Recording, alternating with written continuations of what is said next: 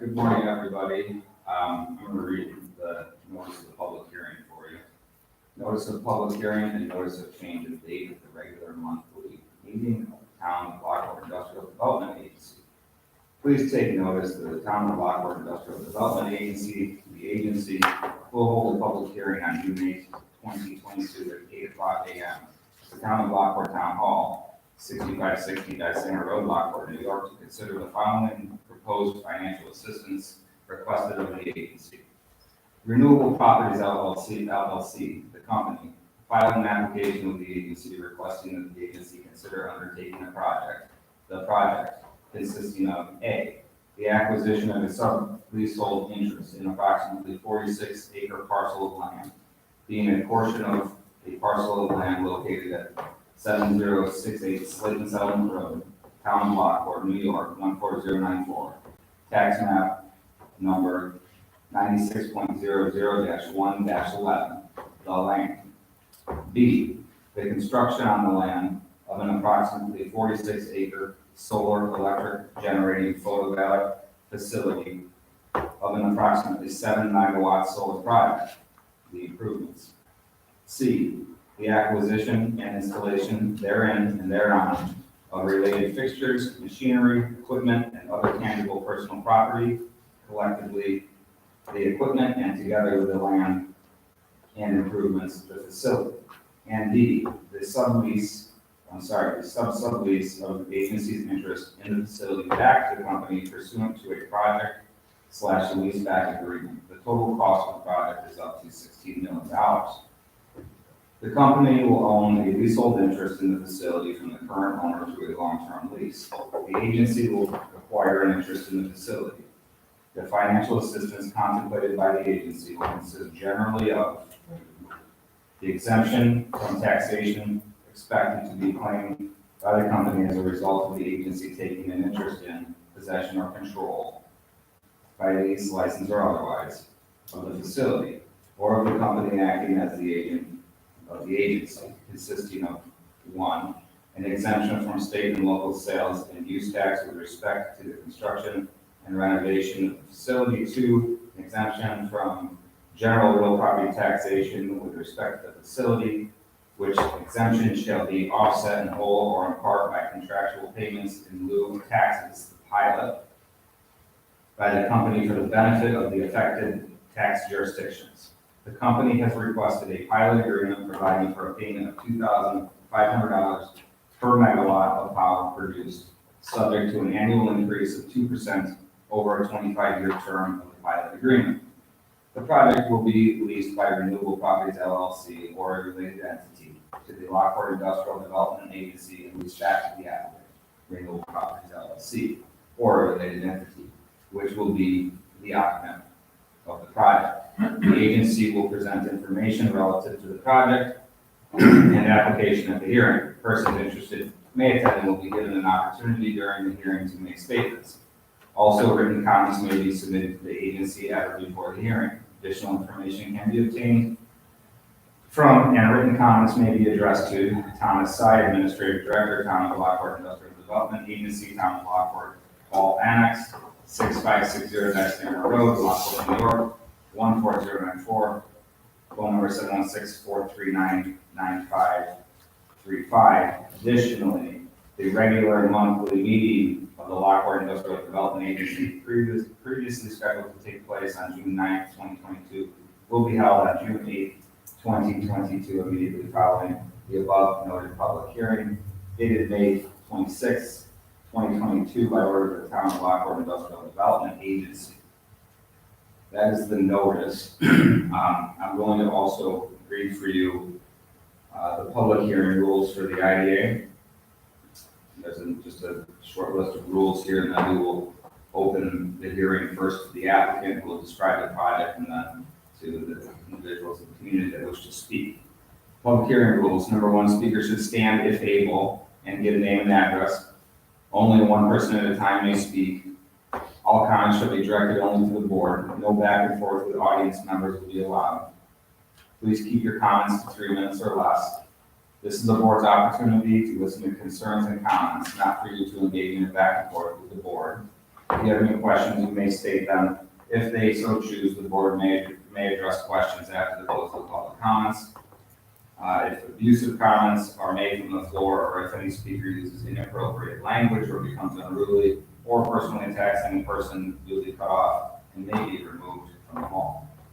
Those are the rules. All right, this public hearing is now open. We're going to give the applicant, Renewable Properties, a chance to present their proposal. And then, as Tom said, we'll move to public comment. Please make sure you sign the sheet in the back. And each person will be given 3 minutes. So I'll turn it over to Renewable Properties. Thank you. My name is Brian Madigan. I'm the project manager for the Slade Sullivan Road Solar Project. Some, I guess, background on our project, just to remind everyone what we're doing and keep this brief. So, since Tom already described what we're doing here, so the project is going to be situated on approximately 46 acres of 131 acre holding. It's proposed and approved as a 7 megawatt generating facility. Our special use permit was approved by the planning board last August, actually on August 17th, 2021. And to date, just for folks' awareness, I guess, we have spent about $140,000 on interconnection review and the overall permitting process, so getting our engineering drawings, our attorney fees, etc. So we've made quite a significant investment to date, getting here to today. And to remind folks, some of the conditions of approval that the planning board has imposed as part of the special use permit include ongoing agricultural operations at the site. That perceived loss of agricultural production value was a major component of the special use permit review, and so we'll be incorporating sheep grazing for vegetation management and keeping honeybees. So there will be some continued spirit of agricultural production that will continue on the project site with construction of the project. I know there's also been questions about, the large-scale projects versus community solar, and our project is a community solar project, which means it interconnects at the distribution level, not at the transmission level. So the Bear Ridge, the 1,000-acre plus projects, that energy can be wheeled around the state, can be wheeled outside the state at the transmission level. Community solar stays here on the local distribution grid, so it stays in the community. And the idea is that, if you as a renter or homeowner don't have the space or availability to put solar on your rooftop, you can subscribe to a community solar project and receive the same sort of net energy billing. If you put it on your roof, you offset your demand, so you reduce your electricity costs. This is the same sort of idea. You get to subscribe to a solar project off-site. It allows people who rent, people who may not have the ability to put solar on their roof or on their property, to realize those same sort of benefits. And so the benefits are applied to your bill in terms of a bill credit. So say your electricity bill was $100, the credits would show up as roughly 10% over the course of the year. Obviously more in the summer, less in the winter, and that equates, to if your bill was $100, you have to only pay $90. And so those bill credits apply to all portions of the bill, including the delivery, supply, and surcharges. And so additionally, some benefits in terms of economics or economic benefits to the community. We'll be making approximately $1.5 million investment in the local distribution grid, reconductoring part of the distribution lines along Slayton Day Road, some minor substation upgrades, and so that's hardening the local grid, local distribution grid infrastructure. There'd be an approximately $1.3 million investment in terms of construction. During the course of construction, we'd be procuring goods locally, fencing, the actual trees that we'd be installing on the site would be procured locally. We have construction workers staying in hotels, going to laundromats, et cetera. That's all been estimated at around $1.3 million, as well as 50 or so construction period jobs created during the construction process.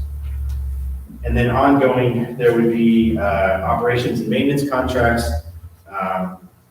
From the sheep raising perspective, that's a value of about $20,000 per year. And operations and maintenance, we expect 6 regularly scheduled visits per year, and that's a contract value of approximately $40,000. And the savings over time in terms of folks who subscribe to the project would translate to roughly $4 million over the life of the project. So that's money in people's pocket here in the community who choose to subscribe to the project over the life of the project.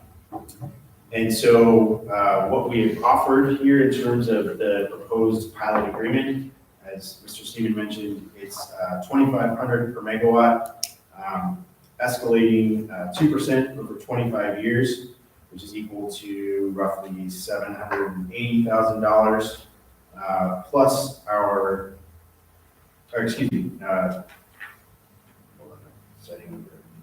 that's equal to roughly $560,000, plus our host community agreement, which I know is not, it's more the town board purview, but it's worth mentioning that the town will be getting, because the town does not levy a local tax, the proportion that the town would take is roughly $3,500 per megawatt, plus the upfront payment of $125,000, which would be equal to roughly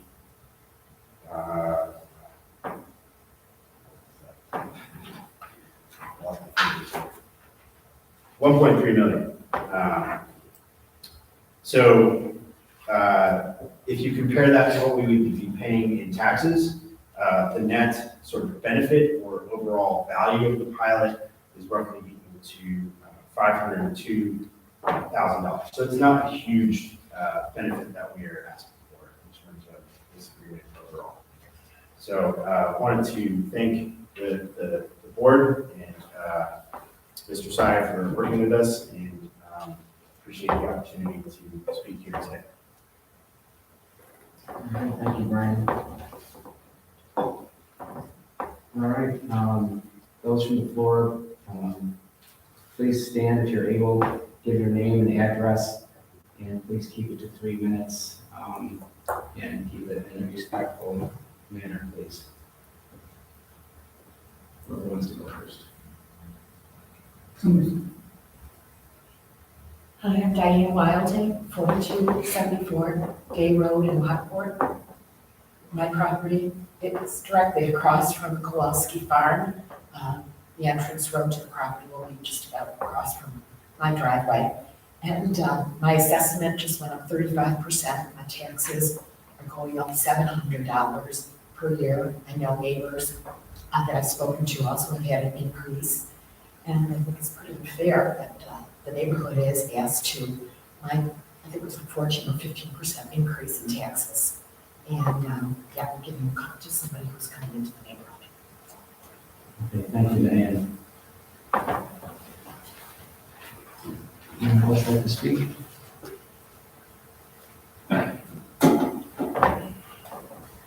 I'll be brief. I just have a couple of questions, and as I understand the rules, you're not really up to answering them right now.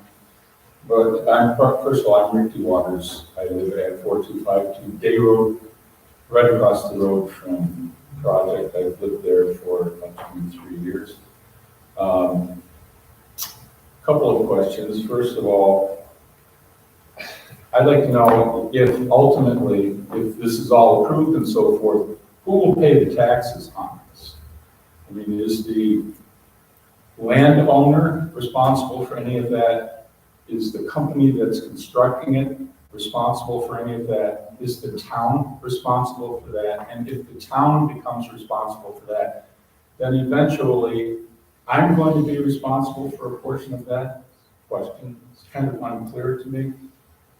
Secondly, I'm hearing trees and so forth will be, or if the project is going to happen, constructed on certain portions of that field. Is that going to be enough to hide it? And coming down the hill from the canal, heading north, there's a stand of trees that lose leaves during the winter time, during the fall, winter, early spring, and you can clearly see that field. Are there going to be trees or anything there to hide that?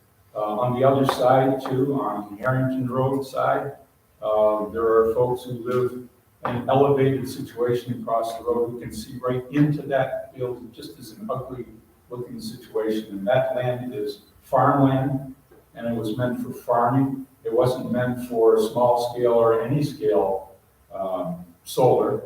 And as far as I'm concerned, people want to have solar for their own benefit. They put it on their roof and do it that way. I'm not going to save a heck of a lot of money if I buy into this project. Also, if something happens to that field before the end of the so-called lease period, who's going to be responsible for it if the town takes this over? Who will be responsible for clearing that up, to restoring it to farmland, as is the plan? I'm sure there are more questions, and you folks will make the right decision. I hope you do on behalf of the people who live there, who have to look at this every single day, who will have to live with the construction period and all the other things go on with this kind of a project. Thank you. Thank you.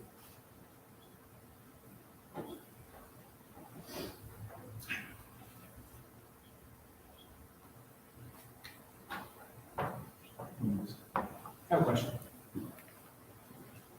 Robert Runk, IDA board member, 6377 O'Connor. Question on the construction itself. Actually, two questions. Considering week one would be approval of this entire project, how many weeks to shovel in the ground? How many weeks to full completion of solar production? Yeah, you can. Sorry, the duration of how long is the project going to take to construct? To get to runtime. So our plan right now is to begin construction this fall and start some of the site work.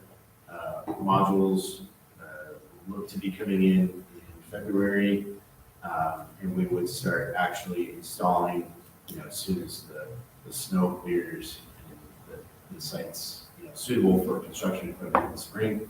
Hopefully in operation by about this time, commercial operation by about this time next year. Okay, so about a year.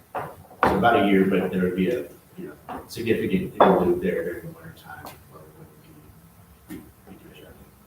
Second question, do you expect any net addition or removal of topsoil during the length of the project? The project requires very minimal grading, and we have, because we're in an agricultural district, we have certain requirements around preservation of topsoil, and so the areas, it would need to be balanced on site in terms of cut and fill. So no. So no, yes. Thank you.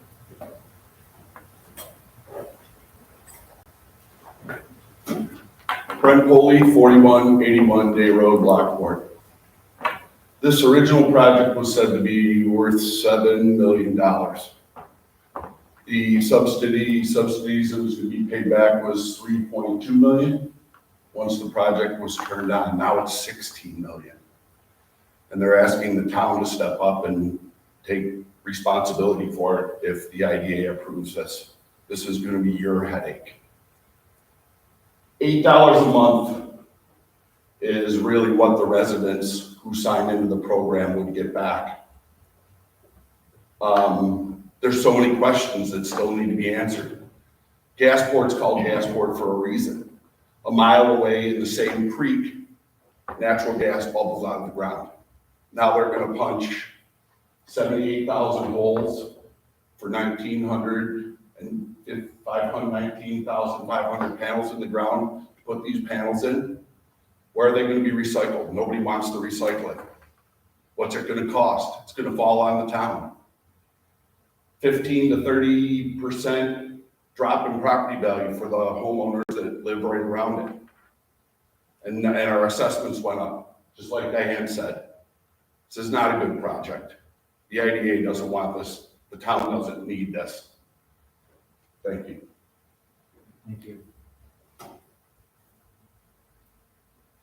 Anyone else from the floor? Mary McConnell Turnover, 4270 Day Road. Honestly, I have very little to say because everybody else has already said it, but I just would like to add that I feel, and this is my opinion, I don't know, so when the board approved this last August, I feel like the board felt that they were in a position because the company made it stated about how much money they had invested. And I think the board was perhaps worried about a lawsuit. And if that is the case, I say shame on the board. That was a poor decision, especially when you're looking at trying to accommodate a company coming from out of state that is basically going to benefit one farmer. And yes, $8 to $10 a month for anybody else who buys into this whole fiasco. And you have to live close by Yeah, you have to get that benefit. Correct. So I think the board needs to look at themselves and why they made that decision the way they did. Because if you look at it logically from start to finish and all the open-ended questions, this is not a good decision. And I take it personally when I'm paying my property taxes, and yes, they all just went up. And now we have to give a tax break to this company while they're creating this fiasco. It's just, no matter which way you look at it, it's a poor decision. Poor Yes. decision. Thank you. Thank you. Anyone else from the floor?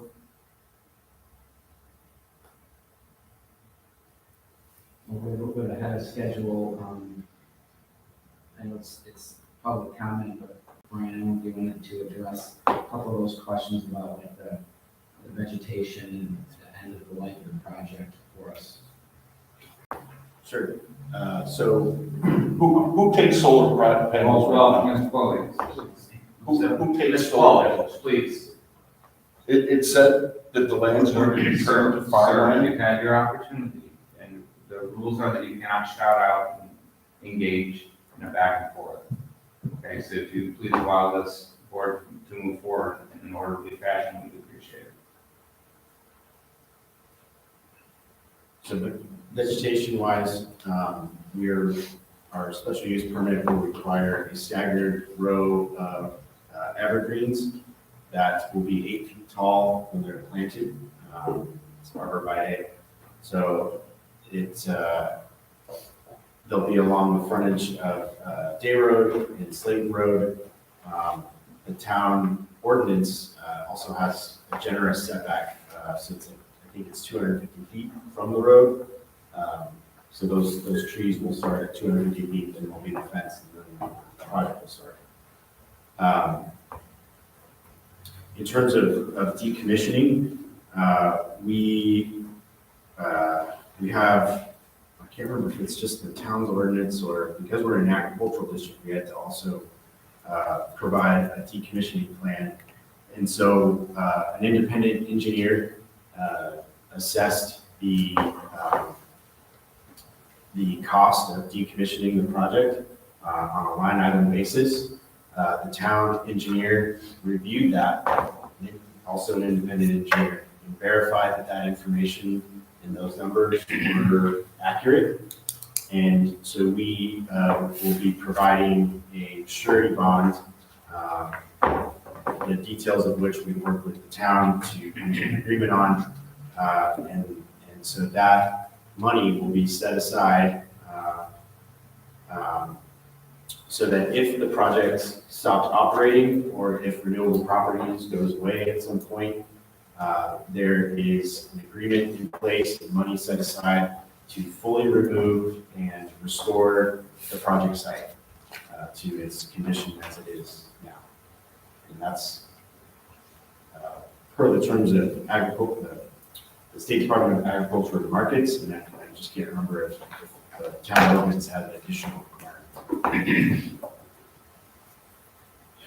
Can I ask a question? Can I ask a question to Brian this time? My question, Brian, you said 250 feet from the road.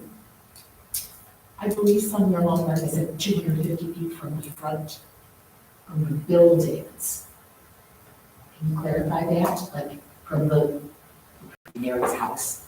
Well, with regard to the plan, the site layout, that was all something that went before the town planning board and has been approved. I don't want to speak on Mr. Madden's behalf, but I doubt that he brought his entire site plan with him today to be able to show it to you. It doesn't appear that he didn't consider him, that he only has a backpack here and not a full-scale site plan. But those comments and considerations were all previously considered by the planning board last year when the planning board approved this.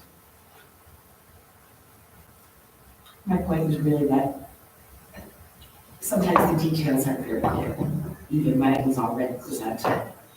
Next. All right, thanks for your comments. Did you want to say something else, Brian? I just wanted, if I could add, I suspect that the big site plan and all the materials that we submitted with our application are probably on file with the building permit office, the code enforcement office, so they would be, I would presume, there if you want to take a look. Are there any other individuals from the board that would like to speak? I know, sir, you came a little bit late. Did you like to speak or are you just here listening? Here to listen. Okay, thank you. Okay. So I think that's it from the floor. Just so you know, we will not be taking action on this item today. We do appreciate all the feedback. We're going to, process this as a board and talk about it and give ourselves some time to make sure we make the right decision. I do appreciate everyone coming out today. So at this point, we're going to close the public hearing. We're going to take a recess